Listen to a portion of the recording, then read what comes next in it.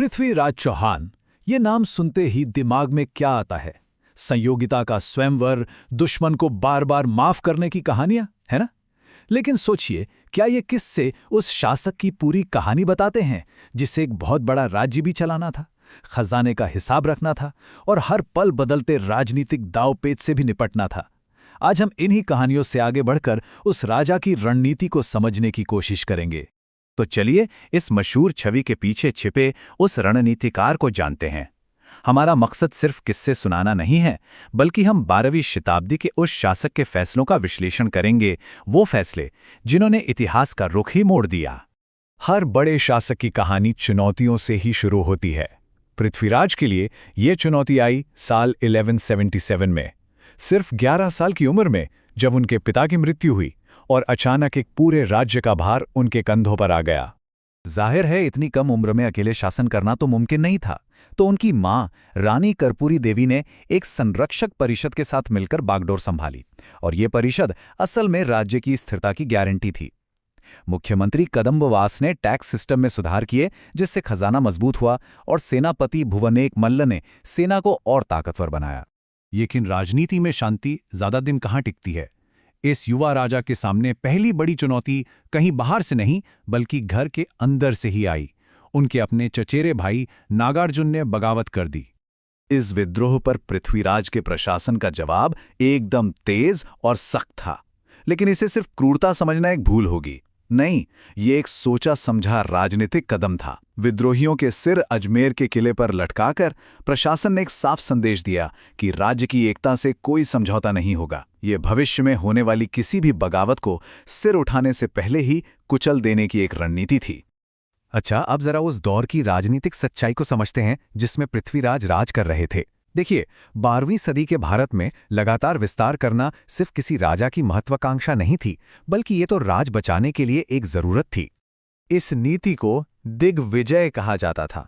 मतलब एक राजा को लगातार जीत हासिल करके अपनी ताकत दिखानी पड़ती थी, क्योंकि जीत ही इस बात की गारंटी थी कि उसके मातहत काम करने वाले सामंत वफादार रहेंगे और टैक्स चुकाते रहेंगे। अगर जीतना बंद, तो समझ लीजिए राज्य का खजाना भी खाली। ये जो व्यवस्था थी, जिसे सामंतवाद कहते हैं, ये राजा के लिए एक दोधारी तलवार की तरह थी। इसका मतलब ये था कि राजा के पास अपनी कोई बहुत बड़ी परमानेंट सेना नहीं होती थी। युद्ध के समय उसे अपने सामंतों पर निर्भर रहना पड़ता था, जो अपनी अपनी सेना भेजते थे। अब इसमें सेना इकट्ठा करने में ही काफी समय लग जाता था, जिसका सीधा असर राज्य की फौरन एक्शन लेने की क्षमता पर पड़ता था। तो जब पृथ्वीराज ने 1182 में भदानकों पर हमला किया, तो ये सिर्फ एक और जंग नहीं थी, ये एक रणनीतिक आर्थिक फैसला था। एक ऐसा सोचा समझा सैन्य निवेश जिसका मकसद था व्यापार के रास्ते में आने वाले एक बड़े खतरे को खत्म करना और राज्य के राजस्व को सुरक्षित रखना। और हाँ, ये सैन्य विस्तार एक अच्छे आंतरिक प्रशासन के बिना तो संभव ही नहीं था। छोटे मोटे झगड़े सुलझाने के लिए पंचायतें थीं, ताकि राजा का दरबार बड़े मामलों पर ध्यान दे सके। लेकिन सबसे अहम था उनका इंटेलिजेंस नेटवर्क, मतलब जासूसों का जाल। ये नेटवर्क न सिर्फ पड़ोसियों पर नजर रखता था, बल्कि इस बात का भी ध्यान रखता था कि सामंतों और केंद्रीय खजाने के बीच एक संतुलन बना रहे। एक स्थिर प्रशासन और मजबूत अर्थव्यवस्था, यही वो नींव थी जिस पर कोई राजा एक लंबे युद्ध का बोझ उठा सकता था। और ऐसी ही एक चुनौती उनके सामने आई गुजरात के चालुक्यों के साथ हुए संघर्ष में। ये युद्ध कई सालों तक चला और इसमें कोई भी साफ तौर पर जीत नहीं रहा था। लगातार चलती लड़ाई का राज्य के खजाने पर बहुत बुरा असर पड़ रहा था, जो उस दौर के किसी भी शासक के लिए सबसे बड़ी चिंताओं में से एक थी। इसीलिए जब 1187 में पृथ्वीराज ने शांति संधि पर दस्तखत किए, तो ये कोई कमजोरी का संकेत नहीं था, बल्कि ये एक परिपक्व शासक की निशानी थी। उन्होंने झूठी शान के बजाय राज्य की स्थिरता और अपने संसाधनों को बचाने को ज्यादा अहमियत दी। ये एक बहुत ही व्यावहारिक, राजनीतिक और वित्तीय फैसला था। और अब कहानी में एक ऐसे नए और बिल्कुल अलग तरह के खतरे की एंट्री होती है जो सब कुछ बदलने वाला था। उत्तर पश्चिम से मोहम्मद गोरी, जिसने 1186 में लाहौर पर कब्जा कर लिया। अब उसकी सीमा सीधे चौहान साम्राज्य से जा लगी थी। यहां पर हमें 1 मिनट रुककर इन दोनों सेनाओं के बीच के बुनियादी फर्क को समझना होगा। एक तरफ चौहान सेना थी जो हाथियों और पैदल सैनिकों के दम पर सीधा हमला करने में विश्वास रखती थी। दूसरी तरफ थी गोरी की ताकत, उसके फुर्तीले घुड़सवार तीरंदाज जो धोखे और रफ्तार की रणनीति अपनाते थे। शायद चौहानों ने शुरू में गोरी को बस एक और हमलावर समझा। वो ये समझ ही नहीं पा रहे कि उनका सामना एक ऐसी सेना से था जो सिर्फ लूटपाट करने नहीं बल्कि एक साम्राज्य बनाने के इरादे से आई थी। 1191 में तराइन की पहली लड़ाई चौहानों के लिए एक शानदार जीत थी, लेकिन यहीं पर एक बहुत बड़ी रणनीतिक भूल हुई।